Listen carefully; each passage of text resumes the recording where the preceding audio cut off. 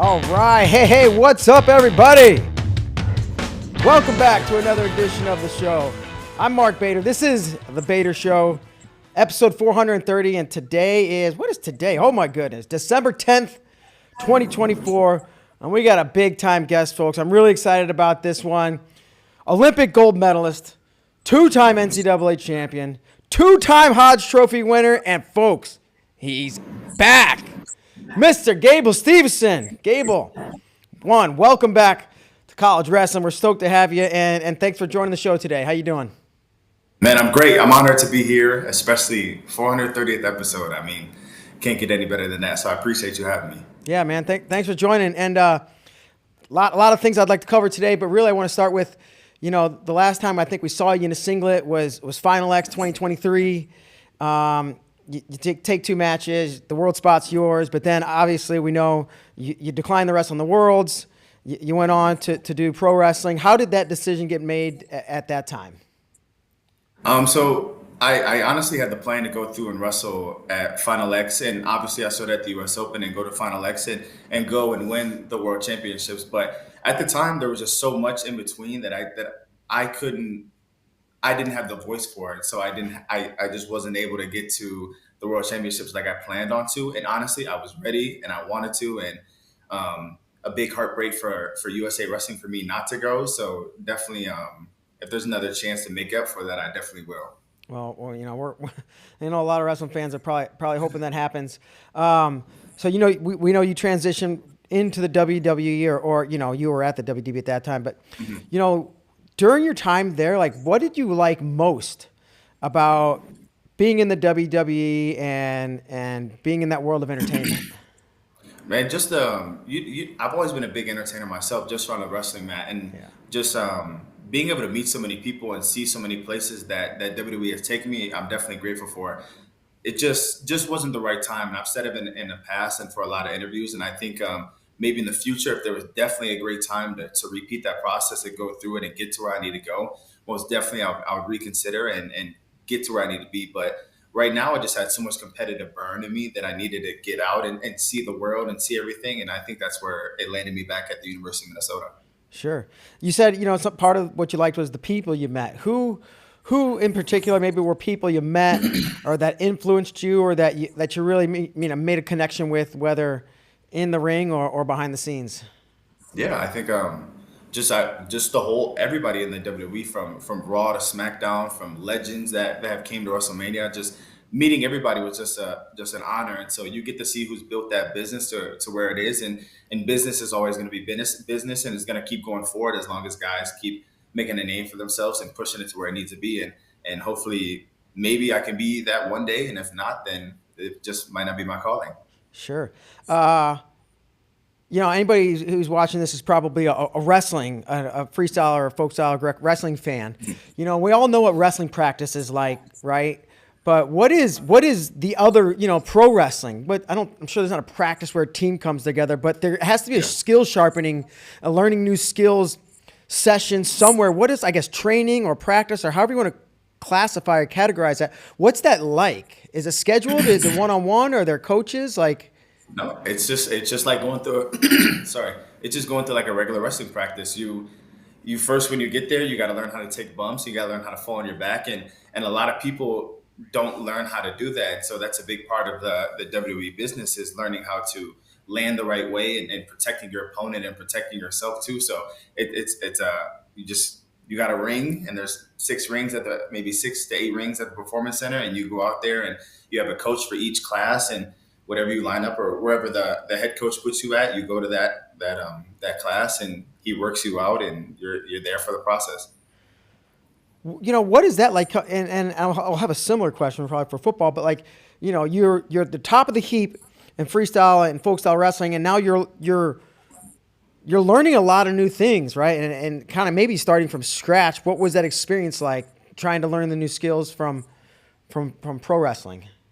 I think just overall the experience was great. Just going from the top to going back to the bottom is definitely a hard thing for a lot of people, and it's definitely a hard thing for me. And I would say that out loud too. Looking back on it, just you got to take things the right way and do everything in the right direction. And from wrestling standpoint, I didn't become an Olympic champion in 3 weeks. I became an Olympic champion my whole life, and you got to want and you got to believe in yourself, and I definitely still believe myself wholeheartedly to this day. But I think with everything, you just got to. It's going to be a time battle. Sure.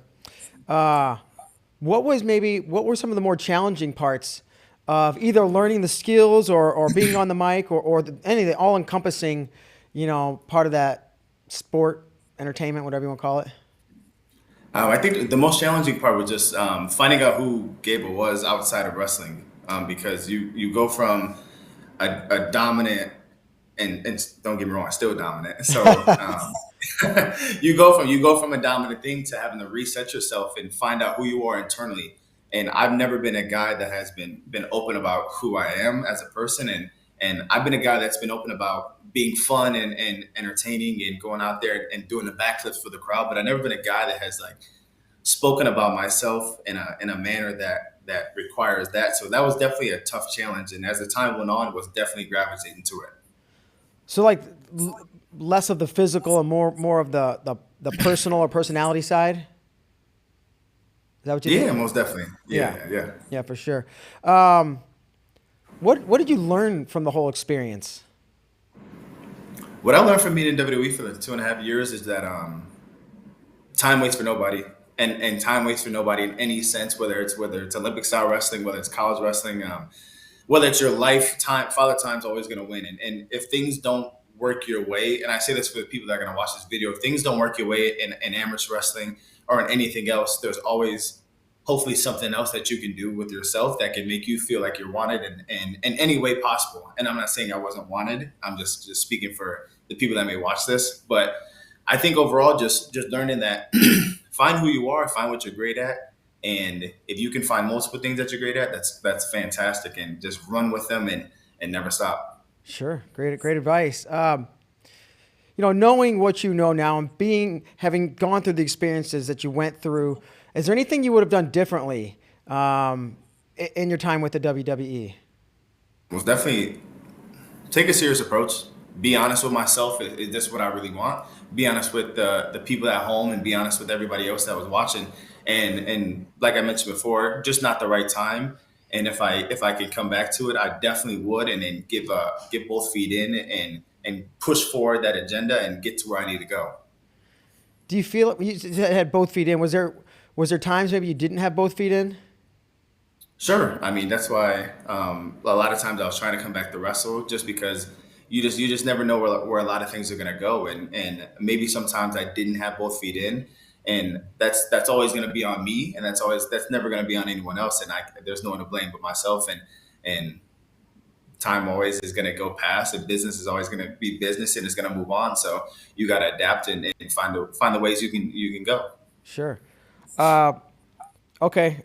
Football, right? Like football. Yeah. You did first of all, did you watch football? I know you said you didn't. I watched you on Ariel. He does a great job. You did a really good job on his show. You didn't play football growing up, not even until you went to. Did you watch football? Were you a fan? Some people are casual fans, some people are deep fans, and they like. Were you not hardly watch it? Where was your level of interest in football growing up in Minnesota as this, prodigy wrestler? I didn't have much interest in football until, I would say, I always liked the Vikings, and I'm from Indiana. So when I lived in Indiana, it was a Chicago Bears team, and they had guys like Devin Hester and Brian Urlacher and Jay Cutler. But I mean, I don't think they're a really great team. So I wasn't really acclimated with football until I came to Minnesota and kind of learned about the Vikings and really started watching when Justin Jefferson started playing on the Minnesota Vikings. And I think that's when a lot of new Vikings fans got tuned in. So personally, I'm not a lifelong Viking fan, but that is my team, and so is the Buffalo Bills. So, I mean, that's just how I started. Yeah. And I don't watch much football, but, it comes on TV and I'll watch it. But I'm not really in tune with – I know how it works, but I don't know what to look for, right? I don't know the X's and O's and what a zone, I don't know, nickel defense. I don't know these things. Did you where was your level of knowledge of the sport itself? Nowhere near anything. Yeah. When I showed up to Buffalo, I did a Buffalo tryout on May like 29th, and my birthday was May 31st. I signed on May 31st, and I stayed there for a week and a half at OTAs. And when I tell you, I didn't even know how to get into a 3-point stance. I didn't know shade in the center to being in a 3-tech, to being in a 2-eye, to being in a 5. Like, and I don't play the 5. That's more of like, at the time, that's Von Miller and Greg Russo's position, and AJ Epinesa. So I'm sitting there in the 1 and 3, just looking at a guy, and I'm reading his key, because we're supposed to read the keys as the shoulder and which way he turns. And if he pulls, you got to follow either the tackle or the guard coming the opposite way. I had no clue. They spent a lot of time with me those first few weeks, like showing me the playbook, to showing me how to line up, to showing me like putting a hand to the toe, and if someone goes this way, react this way. So it was really hard at first.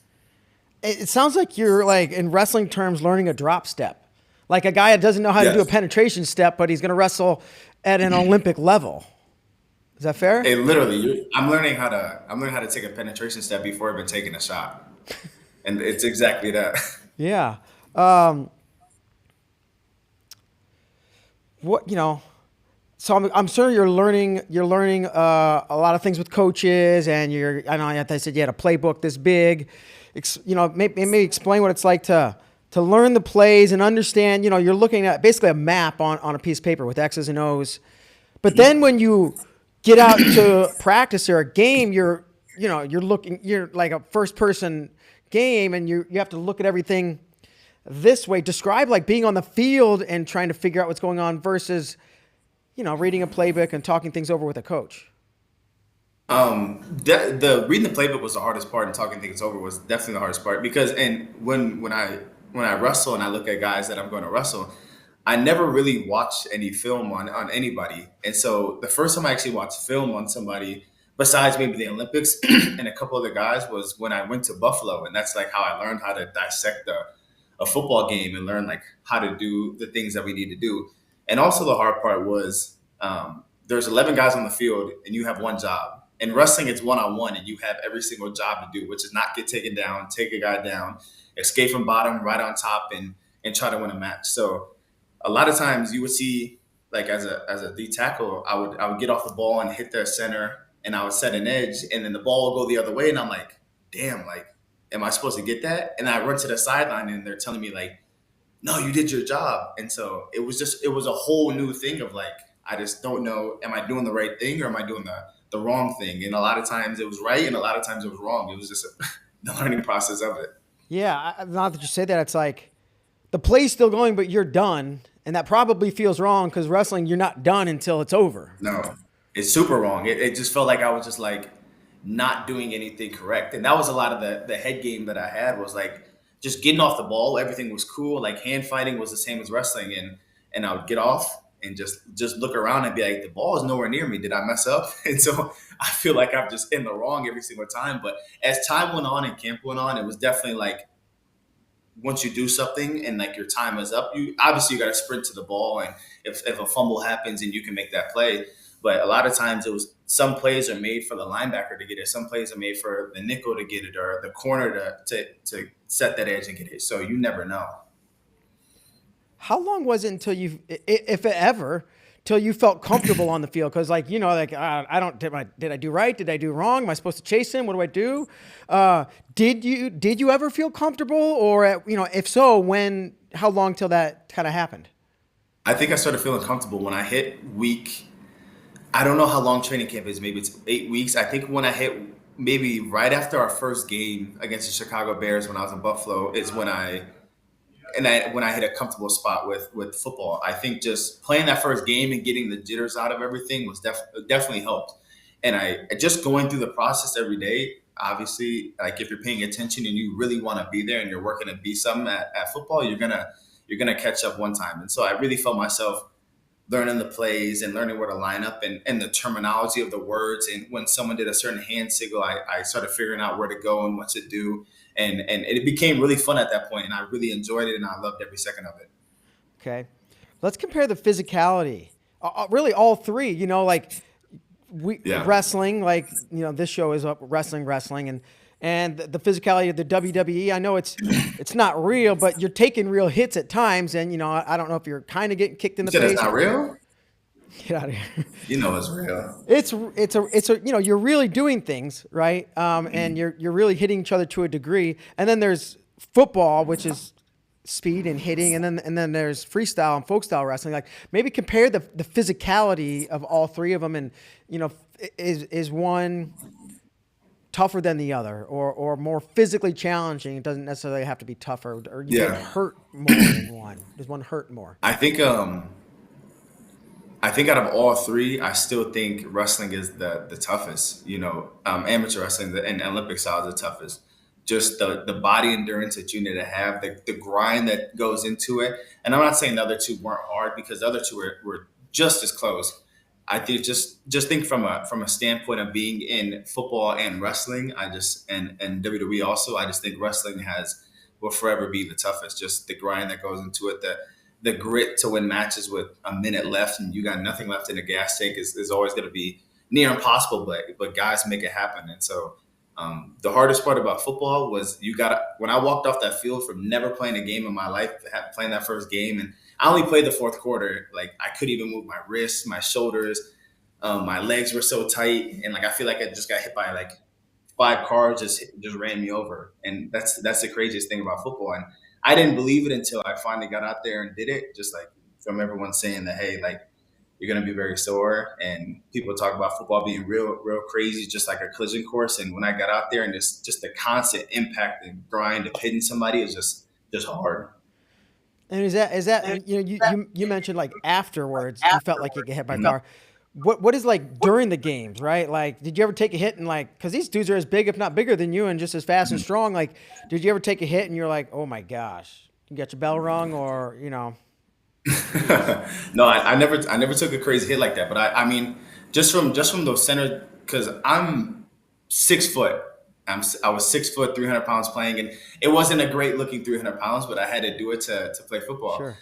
Just running into a guard that's 6'4", 325, and he's punching you in the chest and grabbing your straps on your jersey, man, it sucks, but it's the way of the game, and that's why I believe wrestling is the best thing for a D tackle and in football, just because the way we work our hands and the way we can get off of guys and shed a block just definitely helps. Sure.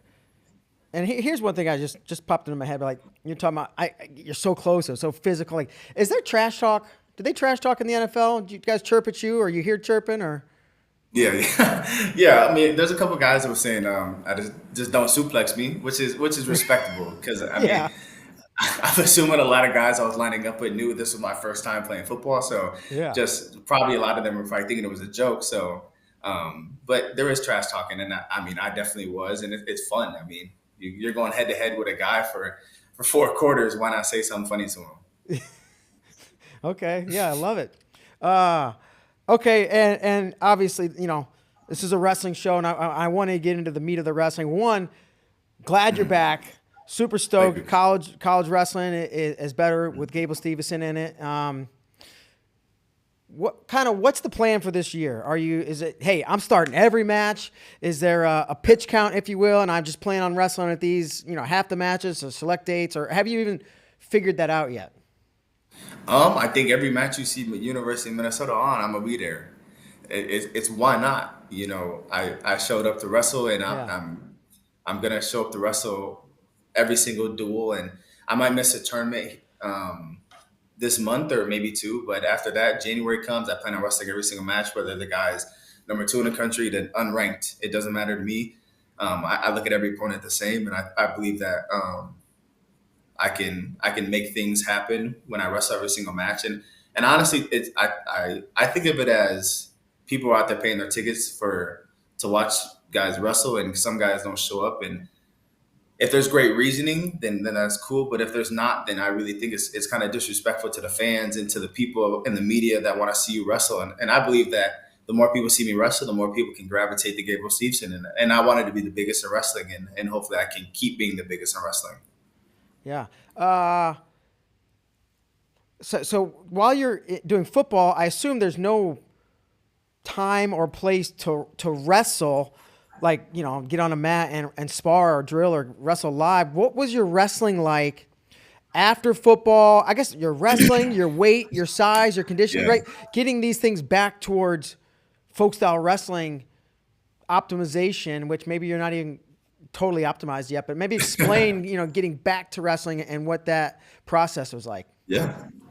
When I got cut from Buffalo, and I think it was end of August. I got cut from Buffalo. I came back and I think that next Monday I got with our lifting coach and I was like, hey, there might be a chance I could wrestle again. I'm not 100% sure because I didn't think I had the year left. And honestly, the wrestling wasn't my idea, but we can do that on a different topic. We can another topic. But Yeah. I just think going from football, I'm 6 foot. I was 300 pounds. I'm eating I'm eating crazy meals a day. Because I was in wrestling shape. I went from 265 to 300 in like 3 weeks because Jeez. McDermott and the GM Brandon Bean were like, hey, can you gain some size so we can at least give you a fair chance? And I was like, sure, of course. And so I ended up at that heavy. Just I still had the speed and I still had the agility and strength, which was kind of cool to see. But just I was huge. Let's Yeah. just put it as that. I was huge. And do I ever want to be that big again? No, hell no. But just going through the grind of I didn't wrestle for when I signed from Buffalo to till I got cut. I didn't wrestle. I was only focused on football. So that was about 2.5 months. But there's been times when I was consistently wrestling that I took months off on purpose just so I could like get refreshed and come back better. And that's always been the trend that I've always done. So just not to try to burn myself out wrestling, but it's been a few months since I wrestled. And when I got back on the mat, I felt like I was instantly better just because the thirst of wanting to wrestle was there, and the feet were moving, the hands were moving. I was just a big ass body, and I'm sorry for the cuss words, but I Sorry. was just a big body, and I was just I was moving the same, and I was like, oh yeah, this might be something. Okay. Explain today. You just told me before we started. You're kind of somewhat on your own schedule, on a different schedule now because of you're kind of getting yourself back and weaving back into wrestling. What's your training, eating, lifting schedule like? So everything is really strict right now, and it's for a good reasoning. Things gonna get hard, but that's what college wrestling is about, and Olympic wrestling is about also. Just everything's gonna be hard in life, and I don't want to take the easy route. So I'm I got 2 a days right now, just eating really good, really clean. I have a place supplying me food that is been giving it to me for a couple weeks now. So just trying to put a good product out there, and I want to show myself in the best way, and I want to perform in the best way possible. And you know me, and you've been knowing me for a long, long time. That I feel like there's always better, and I know Gable can be better. And I feel like these first 3 matches I had were good, but there's going to be a whole nother level when January comes, and then when February comes, another, and when March comes, it just keeps getting better. And I want to just put the best thing out there. And so I'm on a really strict right now, going 2 a day, getting busy, and yeah, it's hard, but life is hard. So why not win? Yeah. Compare where you feel your wrestling is these first 3 matches of this year versus I don't know winning an NCAA title, or even winning Olympics. Compare Gable of fall of 2024 versus Yes. the best you ever were before this. I think the best I ever was at the Olympics. I was 255 pounds, conditioned and strong and ready. But I think this Gable, just the more manly version and more product that I have on myself now, I think is going to be the top version that everyone has ever seen. And I believe in myself, and I've already seen it in the wrestling room. It's just now when January comes, it's going to be the showcasing of it. And I've been taking my time. I used the first 3 matches just to get my heart rate up and get going out there and let the crowd see me. And now it's time to ramp it up. Do you feel like or what impact do you feel like you having coming back has on the Go for Wrestling culture and the fans and everything that surrounds it? I feel like in 2022 I didn't pass the torch.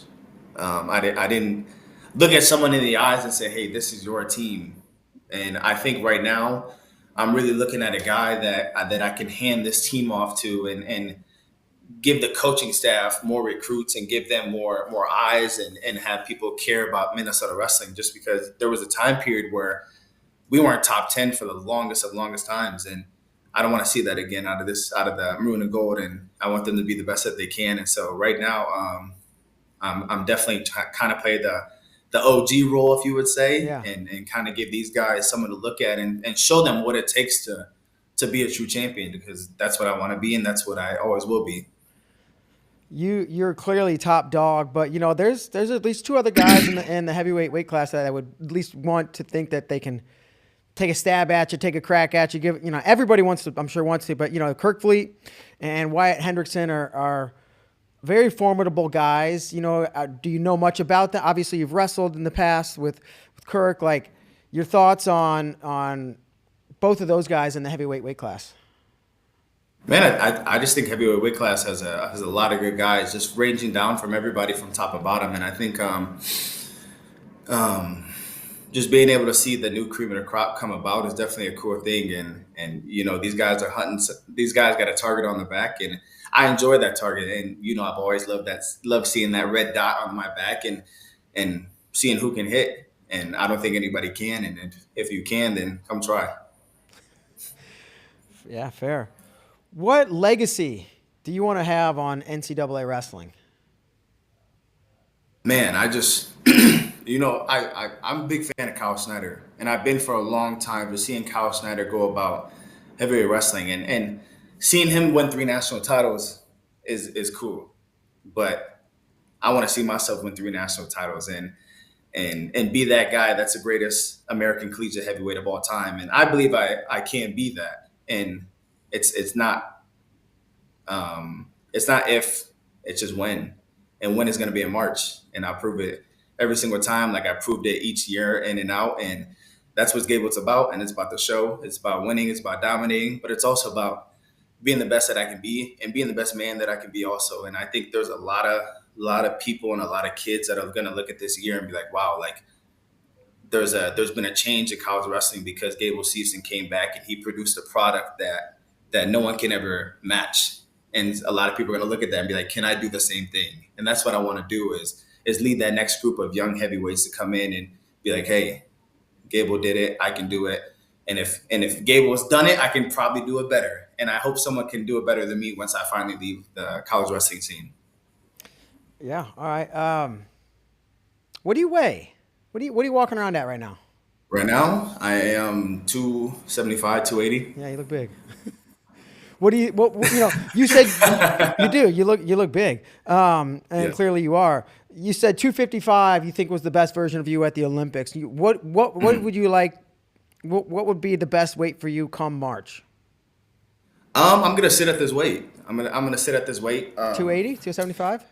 Yeah, I'm gonna sit at 275, 280 and just clean it all up and put on all the muscle back and take the stomach I have away. I don't want the stomach, but it showed up one day somehow. But maybe it's been there my whole life. You never know. So I'm gonna try to take the stomach away. Really focus on this month and focus on January to get everything cleaned up and locked in. And it's gonna be a hard process, but it's like I said, I signed up for it, Mark. You know that. Yeah. Pretty much everything you've done is very hard. So that's kind of NCAA wrestling, and then I'm sure a lot of wrestling fans are saying, well, what's up with the freestyle, right? Like, so I guess is there a plan? What's the plan? 2025 US Open, Final X, Worlds, 26, 27, LA in 28. Where's your head at? I think LA in 2028 would be really nice. Honestly, I just started with NCAA wrestling. I haven't looked towards freestyle besides LA 2028. I would love to go to the US Open, and if it's in April or May, and go and dominate the tournament and show everybody who Gable Steveson is once again. And I'd love to show up the Final X and win my world team spot back. And I think that's definitely a great plan. But man, there's honestly so many great things to do, and I haven't really thought that far, but that definitely is at the top of my mind. So there's a good, decent, okay chance we'll see good, you. Yeah, I would say good. I would say really good. Really good chance we'll see you in freestyle. Yeah. Okay, glad to hear. Reattacks. You're like the reattack king. Where did you learn your reattacks? How did you develop them? Yes. The speed. Well, when I used to live in Indiana, my dad, we had a one mat in the garage. You had to turn the heater on to be up in there, especially during the winter. And he looked at me and my brother and was like, "Go hand fight." And so I learned how to hand fight just by getting beat up every day by him.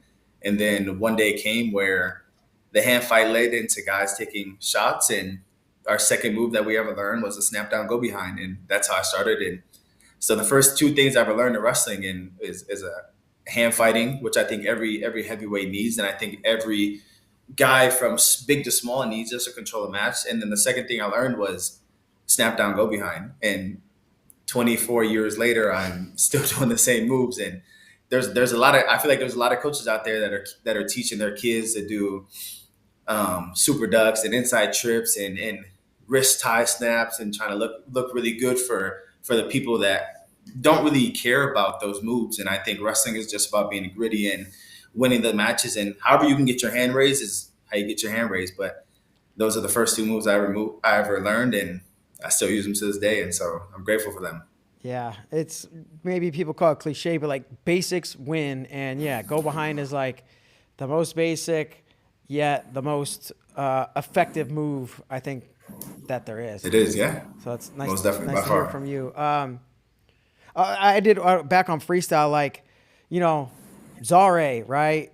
Have you thought about Zare or a potential match with him or what that would be like? Is that a guy that you'd like to face? I think Czar is the only guy I would like to face in freestyle, just because there's just been a long wind of him speaking about me and me speaking about him, and there's gonna come a time where he's gonna have to step on a mat with me, and it's not gonna go the way it needs to go for him. And I'm confidently saying that just because I know who I am and I know what I bring to freestyle. And one day it'll happen, and when it happens, it'll go the way it needs to go. What do you think Zare does best? What's he good at? I think he stays in great position. He's really compact, just like myself, and I think he stays in great position. He hand fights really well. The underhook game is fantastic, and the Iranians have really adapted to hand fighting and doing the basics really well, like we just talked about. But I think where he lacks is having someone push the pace on him and having someone hand fight him back and give him that same pressure that he gives, and I can definitely give that to him and beat him in that battle. Speaking of pace and pressure, and this is kind of bringing me back to coming out of football and getting into wrestling. Football shape versus wrestling shape. I played a little football when I was younger, but like they're way different. What position you play? I was a quarterback, a defensive back. I'm talking like sixth grade, freshman, sophomore year of high school. That was after that. I'm no way I'm big enough to play beyond that. I'm not gonna have a Gable Steveson run me over. But oh yeah, shape.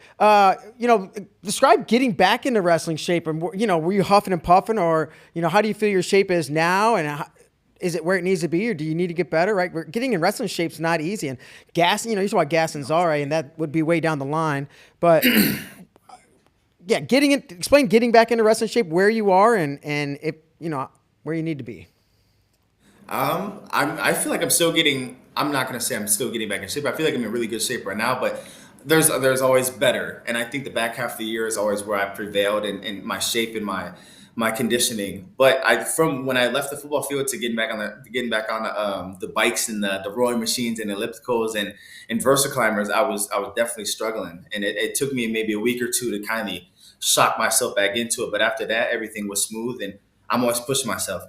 You're gonna get tired in a match. You're gonna get tired doing conditioning, and it's just the way our sport goes. And if better guy wins at the end of the match, and I feel like my conditioning has always been the best when it needs to be, and that's at the end of the year. And when that time comes, hopefully it'll continue to show.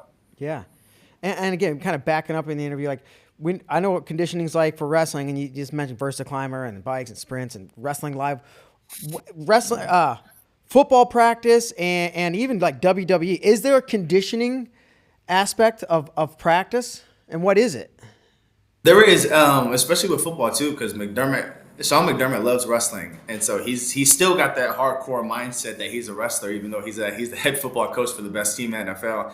So this guy's got us doing sprints down and back the field, down and back on the field, doing 50 yards down and back, especially the linemen too, and the linemen too. Just he's got no remorse. He's a physical coach. He's a great coach, and he made sure guys were in tip top shape. And I think that's why the team is, I believe 11-2 or 10-3 right now, and it's just fascinating to see how he's changed the football mindset to be more of a wrestling mindset and have those guys prevail when they need to, just by having great conditioning.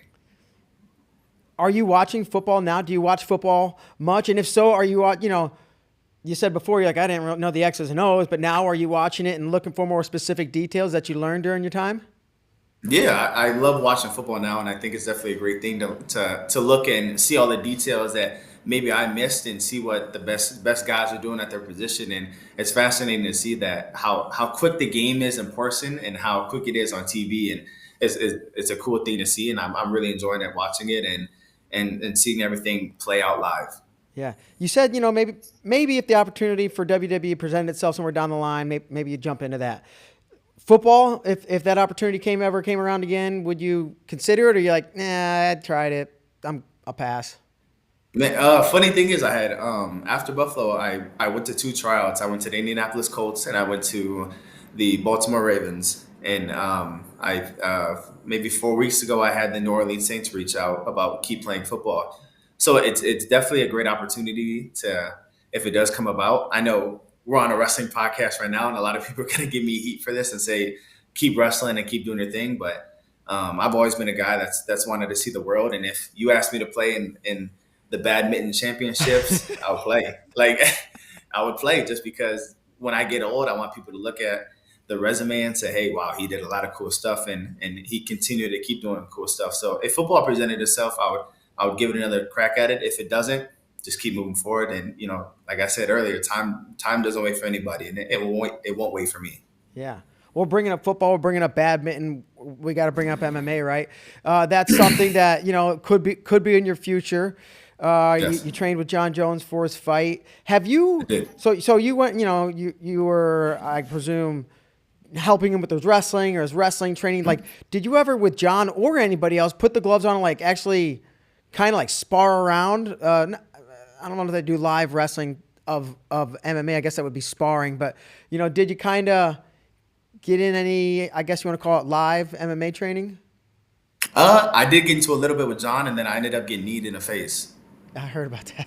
So that's a funny story. But we did put on the gloves the first day, and he was showing me how to punch and how to move. And I spent a lot of time with John wrestling with him, but I also spent a lot of time with his boxing coaches and his team, like learning how to hit pads and how to dodge punches and how to translate punching into shooting. And I did a lot of jujitsu and did a bunch of stuff with them. And that was a grateful time just to see our greatest fighter of all time, John Jones, go through a fight camp. And I'm literally being like a mini intern watching this guy from the sideline become a heavyweight champion again. So eye-opening experience. And I took everything and I showed up early with them, practiced early, stayed super late a lot of times, and woke up early to do everything with them just to like soak in what it takes to be a UFC champion. And I loved it. I thought it was really nice. And he presented it really well to me, and hopefully maybe someday I can transition to MMA at some point and do well in that field. What are your favorite, between wrestling, striking, jiu-jitsu, boxing, Muay Thai? There's so many facets. Is there one part that you gravitated towards? Maybe aside from I really wrestling, like boxing. because Yes. I really like boxing. I think I've always loved watching boxing. Boxing has always been a fun thing for me to do, and I've hit pads before, and I think it's a really great thing. But piecing everything together, kind of like how John has so many things that he's so great at, and just watching that and seeing the time commitment that it takes was eye opening also. And he is fascinating, from kickboxing, from jujitsu to wrestling to boxing to seeing punches come at him and not getting hit was just crazy to see. cool. Who knows what the future holds for you, right? But one thing you said earlier is, don't have 1 foot in, 1 foot out, right? Whether it's all these things, there's options. There's still more options on the table. You've already seen a few of them. How do you make sure to not fall for 1 foot in, 1 foot out? You make sure, hey, if I'm wrestling, I'm wrestling, or if I want to do something else, maybe that's the sole focus. Right now, both feet are in, 100% committed, and I 100% get what you're saying too, just to make sure everything is in the right place at the right time. And before I even came back to wrestling and it was presented to me by Egum, I just had I had a talks with a lot of people saying, hey, I'm gonna go back to wrestling. I'm gonna put both my feet in, and I'm gonna keep them in and keep them the feet wet until March, and then see where life takes me after that. And if it keeps me wrestling, then I'll keep both feet in, and if it doesn't, then stay where I need to go and just follow that path. But I'm hoping that everything plans out the right way, and I can keep doing freestyle and make it to LA and win a championship and maybe put on the gloves and go from there. Sure. Uh, all these things you do, you know, just like it's kind of unreal, like the opportunities you have and the level you're at. You're clearly very driven. You clearly aspire for greatness. Where do you think that came from? Why, you know, why is this like desire to be great at so many things and try your hand at so many, like I've conquered wrestling and I want to try this. Okay. And what are they doing? Now I want to try this. Where's the drive inside of Gable Steveson come from? Man, I think the drive came from my mom. She told me when I was younger that I looked her in the eye and I was like, Mom, I'm becoming Olympic champion. And I grew up and became an Olympic champion. But I think the best thing was when back in Indiana, they put your name in in a little book if you won the state championship for ISWA or whatever it's called. And I had my name in the book, and it was about this big. And she was like, one day your name's gonna be on a cover of something, and it's gonna be crazy to see. And I'm just saying this in my words right now, but just I've always saw myself as bigger than what I can be, and I always keep seeing myself as bigger than what I can be, and that's why I love to bring the extra persona to wrestling, because I think wrestling can be bigger than what it can be. It's just missing those pieces of guys going out there and showcasing themselves in the right way and creating a personality in amateur wrestling to be something bigger, to lead them to the opportunities that I have fortunately been blessed with. And I've been to a lot of crazy places. I've seen so many things, and I would love to keep seeing the world. And that's always been the thing for me, is how can I keep getting to a next spot to see bigger things. And I've always, just like I said, I've always saw myself as something special, and I'm driven, I'm confident. I love speaking, and I love speaking well to people and showing the next wave of kids that you can take wrestling and become something major in it too, and you can see so many people and places and things too. And that's what I've always been about, and I'll stand by it till the day I'm not alive no more. Is just see the world and have a great time doing it. Yeah, I you know, I think they say, you know, you shoot for the stars, and if you don't make it, hey, at least you land on the moon, which is pretty dang impressive in and of itself.